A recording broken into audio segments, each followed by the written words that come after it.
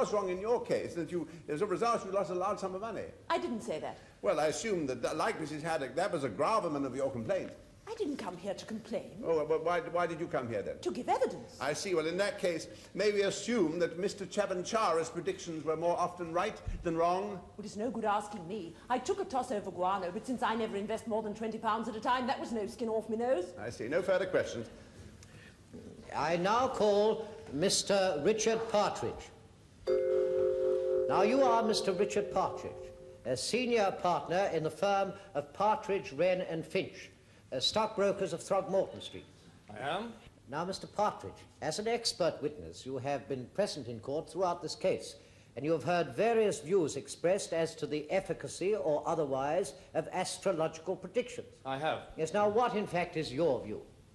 I think astrology can be very efficacious. Do you really? In what way? In making fools of people and in persuading people to make fools of themselves. I see. Then you do not think there's any real foundation for astrological predictions? To estimate character or to prognosticate future events by observation of the configuration of constellations is as futile an exercise as predicting the winner of the Grand National from an examination of the entrails of a goat. Exactly. So what you are saying, in fact, is that astrological predictions are absolute nonsense. Total nonsense, although I should add that when they are put forward simply for our amusement, they are harmless nonsense. But not when they interfere with the stock exchange. When they attempt seriously to influence investors in the highly technical field of investment, they cease to be harmless and become dangerous. Thank you very much, Mr. Partridge. Now, Mr. Partridge, do you know anything about astrology?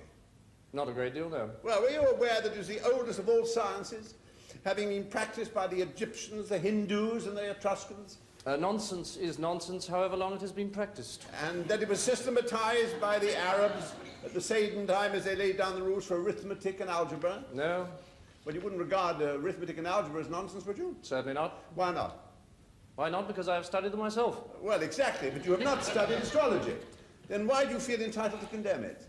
On grounds of pure common sense, sir, I refuse to believe that the topography of heavenly bodies can in any way affect the affairs of this world. I see, but surely, Mr. Partridge, in your mysterious world of the stock exchange, surely you must have heard of, well, star-crossed lovers. Well, such a phrase... I'm in some confusion here. Sir Joshua, my notes tell me that Mr. Partridge here is a member of, a senior partner of Partridge, Wren and Finch, a nest of, a firm of stockbrokers. Is that right? That is so, my lord. Yes, and as such, he is present now as an expert witness. He is, my lord. Possibly I'm getting deaf, Sir Joshua, but, it sounded as if you'd asked him something about star-crossed lovers. Well, I did, my lord. I beg your pardon, Mr. Partridge. Please let us have your opinion on, what was it, Sir Joshua? Star-crossed lovers, my lord.